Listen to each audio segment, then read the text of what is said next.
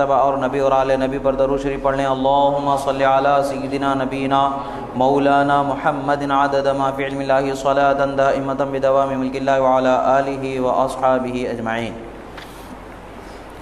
عزیزان محترم، یہ بات اللہ تبارک و تعالی نے سمجھنے کی ہمیں توفیق کے ساتھ جو نیکی کی طرف رغبت عطا فرمائی ہے، وہ بہت بڑی عظمت کی بات ہے اور بہت بڑے شکر و احسان کی بات ہے جو اللہ نے ہم پر یہ انعام فرمایا کہ اس کے حبیب صلی اللہ تعالی علیہ وسلم اور آپ کے آل و اصحاب کی سچی محبت اور ان کی جو سچی قدر و منزلت سمجھنے اور اس کو سمجھانے کی جو موقع اللہ تعالیٰ نے ہمیں عطا فرمائے ہیں، ان موقعوں پر ہمیں بہت ہی زیادہ توجہ کے ساتھ اس کا فائدہ اٹھاتے ہوئے سنی ہوئی باتوں کو سمجھتے ہوئے اپنے ایمان و عمل میں، اپنے عقیدے و ایقان کے اندر اور اپنے عمل کے اندر ان عظیم باریکیوں کو بسا لینا ہے کہ جس پر چلتے ہوئے ہمیں دنیا و آخرت میں کامیابی میسر ہے۔ عزیزان محترم، آج کا جو دن ہے یہ 28 صفر المظفر کا دن ہے۔ یہی وہ عظیم دن تھا کہ جس دن حضرت امام حسن مجتبیٰ صبت مصطفیٰ صلی اللہ تعالی علیہ وسلم ورضی اللہ تعالی عنہ، یعنی حضرت امام حسن مجتبیٰ رضی اللہ تعالی عنہ کی شہادت کا دن تھا۔ یعنی 28 صفر المظفر کا جو دن ہے وہ حضرت امام حسن مجتبیٰ رضی اللہ تعالی عنہ کی شہادت کا دن ہے۔ یہ روایت اس دن کے متعلق سے ہمارے خاندان میں اللہ کے فضل و کرم سے اسی تاریخ پر اعتماد چلا آ رہا ہے۔ اعتبار نہ کرنے کے اعتبار سے بہت سارے لوگوں کے اندر ایک چیز یہ بنی ہوئی ہے، آج معاشرے کا ایک ماحول بنتا چلا جا رہا ہے کہ بھئی جس چیز کا بھی تعلق اہل بیت سے ہو جائے وہ چیز ان کی نظر میں قابل تحقیق بنتی چلی جاتی ہے۔ علاوہ جو بھی معاملات ہوتے ہیں جس کسی کے بھی متعلق سے ہوں تو نہ ان میں تحقیق کی ضرورت ہوتی ہے نہ اس میں کسی اور چیز کی انہیں حاجت ہوتی ہے۔ الحمدللہ تحقیق کرنے والے ہزارہا تحقیق کرتے رہیں، مگر تحقیق کے ساتھ ساتھ اپنے ذہن و فکر کو، خیال کو سنبھالیں کہ ہم کن بارگاہوں میں اپنی فکر اور اپنی کم عقلی کا، جہالت کا ثبوت دیتے ہوئے اپنی زبانوں کو یا اپنے قلموں کو بڑھنے اور کچھ لکھنے، کچھ بولنے کا موقع دیتے چلے جا رہے ہیں۔ اللہ تبارک و تعالی ہمیں محفوظ رکھے ایسے بد اخلاقیوں سے، بد اعمالیوں سے۔ کسی بھی تاریخ کا کسی بزرگ کے یوم وصال ہونے کی شہرت ہونا ہی شریعت کے اعتبار سے اس دن کے لیے کافی ہے، مزید کی حاجت ہمیں نہیں ہے، اس لیے کہ یہ باب اعتقادیات سے ایسی چیز نہیں ہے کہ جس کو تواتر سے ہم ثابت کریں۔ کسی بزرگ کے کسی یوم وصال کا، کسی دن وصال پر فرمائے جانے یا شہادت پا جانے کے متعلق سے شہرت ہونا ہی کافی ہے، مشہور ہونا ہی کافی ہے، اس سے زیادہ کی حاجت نہیں ہے۔ بے وجہ کہ اس میں اپنی قوت کو صرف کرنا اور بے وجہ کہ اس میں لوگوں کو شبہے میں ڈالنا، یہ ان لوگوں کی عادت آج کے زمانے میں بنتی چلی جا رہی ہے جو اہل بیت اطہار رضوان اللہ تعالی علیہم اجمعین سے ظاہراً ہمیں ان سے کچھ کجی نظر آتی ہے کہ بھئی یہ لوگ ان کے ساتھ اپنے ذہن و فکر کو پراگندہ کیے بیٹھے ہیں۔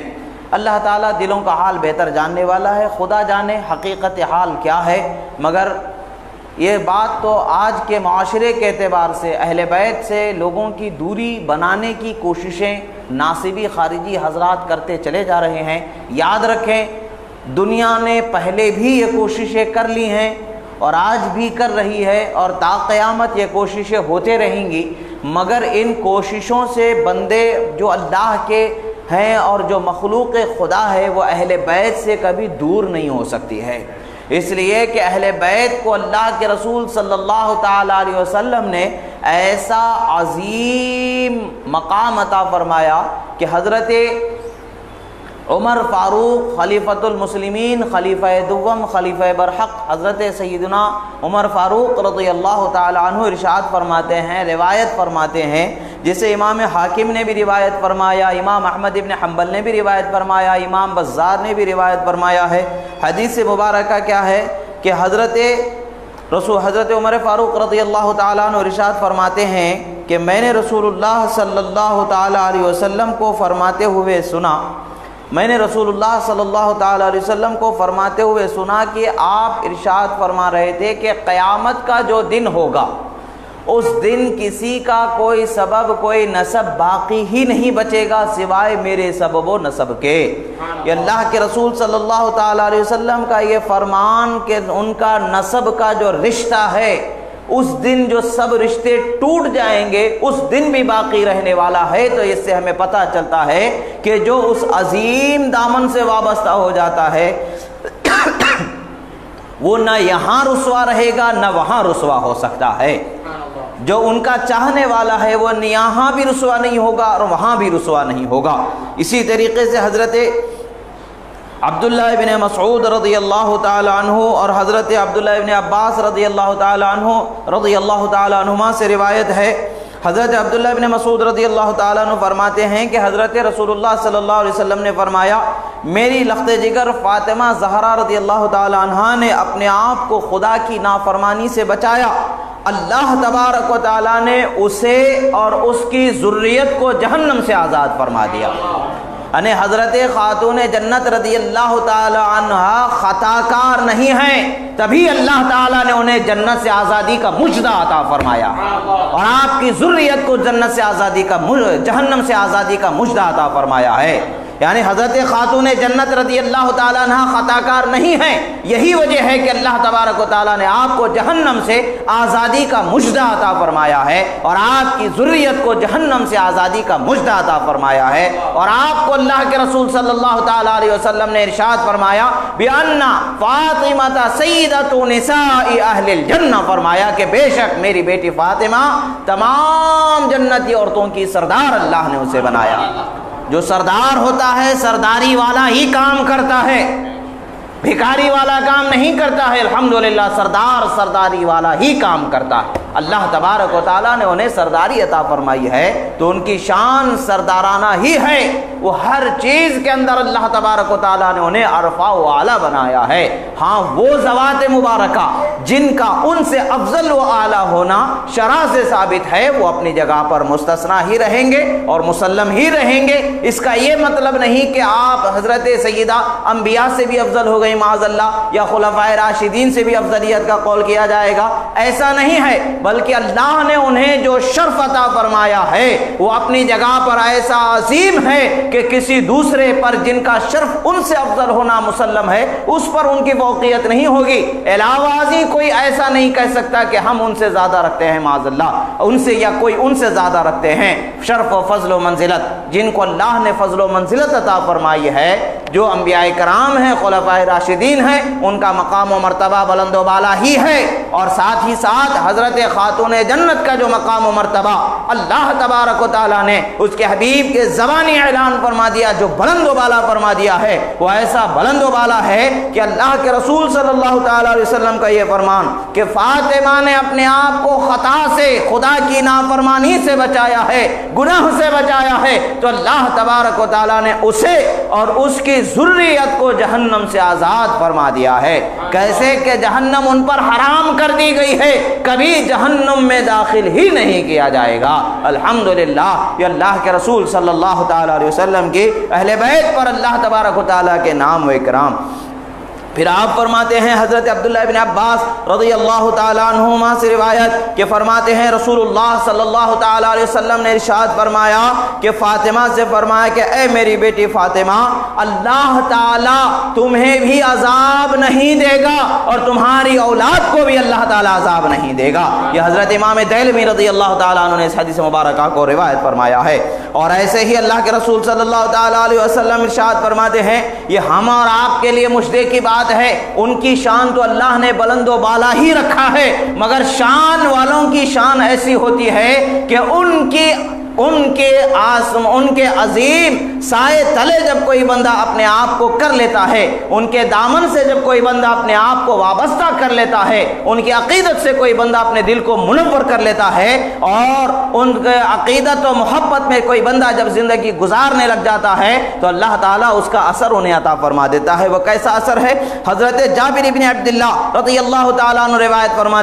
فرماتے ہیں کہ رسول خدا صلی اللہ تعالیٰ علیہ وسلم نے ارشاد فرمایا میری بیٹی کا نام فاطمہ اس لیے رکھا گیا ہے کہ اللہ تعالیٰ نے اسے اور اس کے چاہنے والے کو جہنم سے آزاد فرما دیا ہے۔ یعنی حضرت خاتون جنت کو جہنم سے آزادی اللہ نے عطا فرمائی، اسی لیے ان کا نام فاطمہ رکھا گیا ہے، اور جو ان کا چاہنے والا ہے اسے بھی جہنم سے اللہ تعالیٰ نے آزادی عطا فرما دی ہے۔ اور یہ ہمارے لیے سب سے عظیم نعمت کی بات ہے کہ ہم حضرت سیدہ کائنات رضی اللہ تعالیٰ عنہ سے بے پناہ عقیدت و محبت رکھتے ہیں، اور آج آپ ہی کے شہزادے حضرت امام حسن مجتبی کا واقعہ پیش آیا تھا۔ حضرت امام حسن مجتبی آج ہی کے دن یعنی 28 صفر کو آپ نے شہادت پائی تھی۔ آپ کو زہر دے کر کے لوگوں نے آپ کو زہر دے کر کے ایسا تیز زہر دیا کہ آپ کے جگر کے ٹکڑے آپ کے اس حال کے ساتھ قے وغیرہ کے ساتھ باہر نکلنے لگے۔ کافی دنوں تک آپ بیمار رہے، اور اس کے بعد اسی زہر کے اثر سے آپ نے دنیائے فانی کو چھوڑ کر کے دار حقیقی آخرت کی طرف آپ نے کوچ فرمایا۔ حضرت امام حسن مجتبی رضی اللہ تعالی عنہ ایسے عظیم ہستی ہیں کہ جس کو اللہ کے رسول صلی اللہ تعالی علیہ وسلم نے ایک بہترین نعمت، ایسی نعمت عطا فرمائی کہ ایک مرتبہ ایک صحابی دیکھتے ہیں کہ رسول خدا صلی اللہ تعالی علیہ وسلم کے کاندھے پر حضرت امام حسن مجتبی رضی اللہ تشریف فرما ہیں۔ صحابی دیکھنے والے نے کہا واہ کیا عمدہ بیٹھنے کا ٹھکانہ تم نے پایا ہے اے بچے۔ حضرت رسول اللہ صلی اللہ علیہ وسلم فرماتے ہیں یہ بھی تو دیکھو کہ شہزادہ بھی خدا نے کتنا عمدہ بنایا ہے، یعنی اللہ تعالیٰ نے ان کے جائے پناہ اتنی عظیم عطا فرمائی ہے کہ اس جائے پناہ کی کوئی مثال پیش ہی نہیں کر سکتا ہے۔ اور جس کو پناہ مل گئی ہے اس عظیم دامن میں، جہاں رحمت عالم صلی اللہ تعالی علیہ وسلم کے دامن میں جہاں جن کو پناہ مل گئی ہے، وہ ہستی بھی ایسی عام ہستی نہیں ہے، بلکہ رحمت عالم خود انہیں عمدہ اور پیارا فرما رہے ہیں، اور فرمایا دیکھو کیا ہی عمدہ سوار اللہ نے عطا فرمایا ہے۔ اسی طریقے سے حضرت رسول اللہ صلی اللہ تعالی علیہ وسلم ایک مرتبہ حضرت امام حسن رضی اللہ تعالی عنہ کو اپنی گود مبارک میں بیٹھائے ہوئے ہیں اور محبت فرما رہے ہیں، اور آپ ارشاد فرماتے ہیں اللہم انی احبہ واحبہ واحب من یحبہ او کما قال رسول اللہ صلی اللہ تعالی علیہ وسلم۔ اللہ کے رسول صلی اللہ تعالی علیہ وسلم ارشاد فرماتے ہیں کہ اے میرے پروردگار، میں میرے اس نواسے سے بے پناہ محبت کرتا ہوں، تو بھی ان سے محبت فرما۔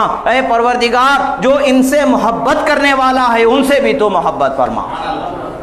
آج ہمیں امام حسن مجتبی کی محبت ہے ہمارے دلوں میں، تو یہ ہمارے لیے دلیل ہے کہ اللہ کے رسول کے فرمان کی روشنی میں رب تعالیٰ بھی ہمیں اپنی محبت سے سرفراز فرما رہا ہے۔ اگر وہ محبت ہمیں نہ ملتی تو حضرت امام حسن کی محبت بھی ہمارے سینے میں نہیں ہوتی۔ مگر افسوس کی بات ہے کہ جن لوگوں کے پاس یہ نعمت اللہ تبارک و تعالیٰ نے عطا فرما دی ہے، وہ نعمت والے تو نعمت والے ہیں ہی اور رہیں گے انشاءاللہ قیامت تک، مگر جنہیں اس عظیم نعمت سے خدا نے محروم کر دیا ہے، ان کا کیا حال ہوگا، ان کا ٹھکانہ کیسے ہوگا، ان کا مقام کیا ہوگا، وہ خدا جانے کس طریقے سے ان کا معاملہ کل قیامت میں ہوگا۔ مگر ہم غلامان اہل بیت کے لیے تو یہ نعمت، یہ مجدہ ہمیں ملا ہے کہ ان کے دامن سے وابستہ رہیں گے تو یہاں بھی کامیاب رہیں گے، وہاں بھی کامیاب رہیں گے، یہاں بھی خدا کے عذاب سے بچے ہوئے ہوں گے، وہاں بھی خدا کے عذاب سے بچے ہوئے ہوں گے۔ حضرت برا رضی اللہ تعالی عنہ فرماتے ہیں کہ ان النبی صلی اللہ علیہ وسلم ابصر حسنا وحسینا فقال اللہم انی احبہما فاحبہما۔ امام ترمذی نے اس حدیث مبارکہ کو روایت فرمایا اور فرمایا یہ حدیث حسن اور صحیح ہے، یعنی حضرت رسول اللہ صلی اللہ علیہ وسلم حضرت امام حسن و امام حسین کو دیکھتے ہوئے ارشاد فرماتے ہیں اے میرے پروردگار، میں ان سے محبت کرتا ہوں، تو بھی ان سے محبت فرما، اور جو ان سے محبت کرے ان سے بھی تو محبت فرما۔ یہ اللہ کے رسول صلی اللہ تعالی علیہ وسلم کی دعا ہے، یہ ایسی عظیم دعا ہے کہ جس کا کوئی اندازہ ہی نہیں لگایا جا سکتا۔ اللہ کے رسول صلی اللہ تعالی علیہ وسلم سے ایک روایت مبارکہ یہ ہے کہ حضرت ابو ہریرہ رضی اللہ تعالیٰ عنہ فرماتے ہیں قال رسول اللہ صلی اللہ تعالی علیہ وسلم من احب الحسن والحسین فقد احبنی ومن ابغضہما فقد ابغضنی رواہ ابن ماجہ والنسائی واحمد او کما قال او کما جاء فی روایت المبارکہ۔ فرماتے ہیں کہ حضرت ابو ہریرہ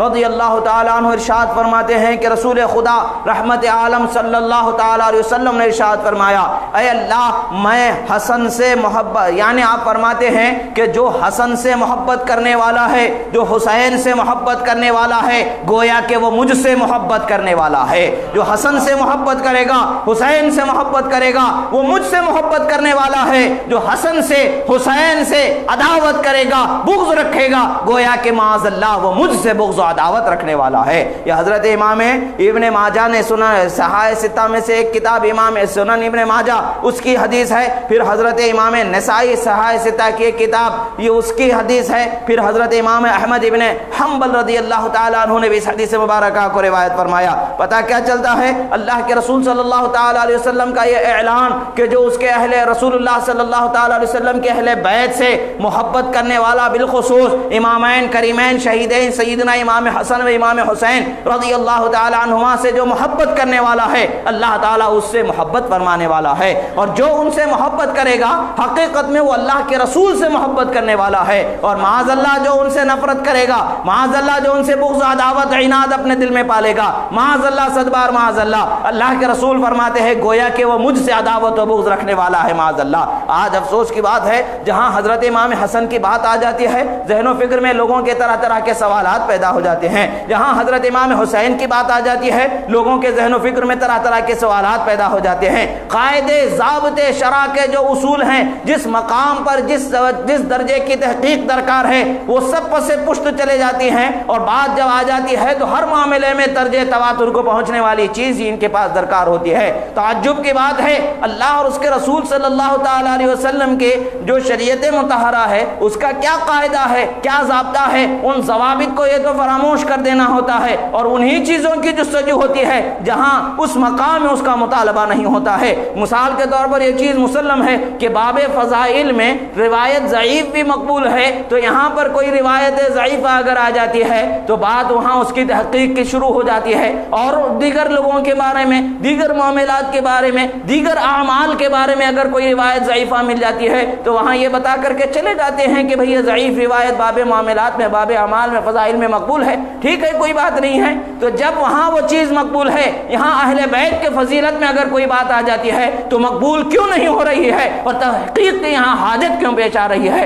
پتہ یہی چلتا ہے کہ ذہن و فکر میں اللہ نے جن کے مرتبے کو ثابت فرما دیا ہے، وہ مقام و مرتبہ قیامت تک کسی ذہن سے نہیں نکل سکتا ہے، اور جس کے ذہن و فکر میں کیڑے کل بلاتے رہتے ہیں وہ کبھی اپنے ذہن و فکر کو سنبھال ہی نہیں سکتا ہے۔ اللہ کی قسم، جس کے دل میں اہل بیت و اصحاب نبی کی محبت آ جاتی ہے، نہ کبھی کسی صحابی کی توہین وہ برداشت کر سکتا ہے، نہ کبھی کسی اہل بیت کی توہین وہ برداشت کر سکتا ہے۔ اہل حق کا یہی طر امتیاز رہا، کل بھی وہی رہا، آج بھی وہی رہا، اور قیامت تک یہی رہنے والا ہے۔ عزیزان محترم، تاریخ کی جب بات آ جاتی ہے تو تاریخ کے حوالوں کو لے کر کے امام حسن مجتبی رضی اللہ تعالیٰ عنہ کے متعلق سے گفتگو کی جاتی ہے، حضرت امام جعفر صادق رضی اللہ تعالیٰ عنہ کے نیاز سے متعلق گفتگو کی جاتی ہے۔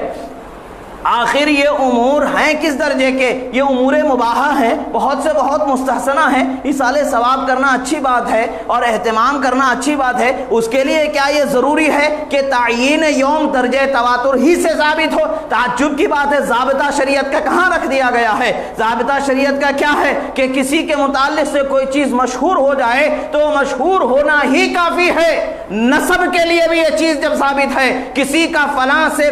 نسب ہونا مشہور ہے تو اس کے لیے وہی کافی ہے۔ ڈی این اے ٹیسٹ کرا کر کے بھی اس کو غلط سلط نہیں ثابت کیا جا سکتا ہے، نہ اس کی طرف توجہ کی جا سکتی ہے۔ تحقیق کے نام پر کسی کی عزت کو نہیں کھیلا جائے گا، کسی کی عزت کو نہیں چھیڑا جائے گا۔ اسی طریقے سے فضیلت جن کی اللہ نے عطا فرمائی ہے، ان کی فضیلت میں نقص نکالنے کے لیے، عیب نکالنے کے لیے تحقیق کا سہارا نہیں لیا جا سکتا ہے۔ کل بھی اہل حق کو اللہ نے اعلان حق ادا کا، اعلان حق کا حق عطا فرمایا فرمایا ہے اور آج بھی وہ چیز ہے۔ ایسے ہی تاریخ کے حوالوں کو اگر لے لیا جائے، تاریخ کے حوالے سے جب بات کی جا رہی ہے تو تاریخ کے ایسے ایسے ابواب ہیں، اگر لوگ پلٹتے چلے جائیں گے تو ایسے گستاخ و بے ادب بن جائیں گے کہ جن کے زبان و فکر کو روکنا تمام لوگوں کے بس کی بات نہیں ہوگی۔ جتنے لوگ آج حضرات اہل بیت کے متعلق سے تاریخ کے حوالے، دیگر حوالے لے کر کے ان کے متعلق ان کی ذوات مبارکہ سے جو چیز منسوب ہے، مشہور ہے،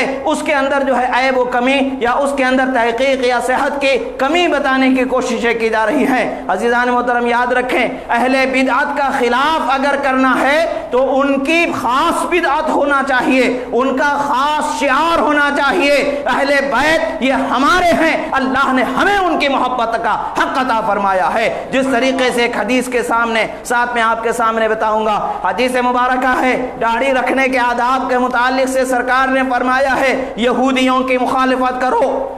یہودیوں کی مخالفت کرو، مگر جب عاشورہ کے روزہ رکھنے کی بات آ جاتی ہے تو عاشورہ کا روزہ رکھنے کی جب بات آ گئی، ان سے پوچھا روزہ کیوں رکھ رہے ہو؟ انہوں نے جواب میں، یہودیوں نے کہا آج کے دن حضرت موسیٰ علیہ السلام کو اللہ نے فرعون کے ظلم سے نجات عطا فرمائی تھی، اس لیے ہم روزہ رکھتے ہیں۔ جواب میں پیارے آقا صلی اللہ علیہ وسلم نے کیا فرمایا؟ ہم تم سے زیادہ حقدار ہیں حضرت موسیٰ کی محبت کا حق ادا کرنے میں۔ یہ بات بتائی جبکہ وہی نبی ہیں کہ یہودیوں کی مخالفت کا حکم دے رہے ہیں، اور وہی نبی ہیں یہودیوں کے اس فعل پر یہ جتا رہے ہیں تم حقدار کم ہو، یا بلکہ حقدار نہیں ہو بلکہ ہم تم سے زیادہ حضرت موسیٰ کے حقدار ہیں۔ پتہ کیا چلتا ہے؟ جو ہمارے ہیں ان کی محبت کے اظہار میں ہم زیادہ حق رکھتے ہیں، جو اپنے ہیں ان کی عقیدت کے اظہار میں ہم زیادہ حق رکھتے ہیں۔ تعجب کی بات ہے، یہاں پر بھی یہودیت کا سہارا لے کر کے ان کی مخالفت اگر کرنے لگتے تو رسول اللہ صلی اللہ تعالی علیہ وسلم کا یہ اعلان نہیں ہوتا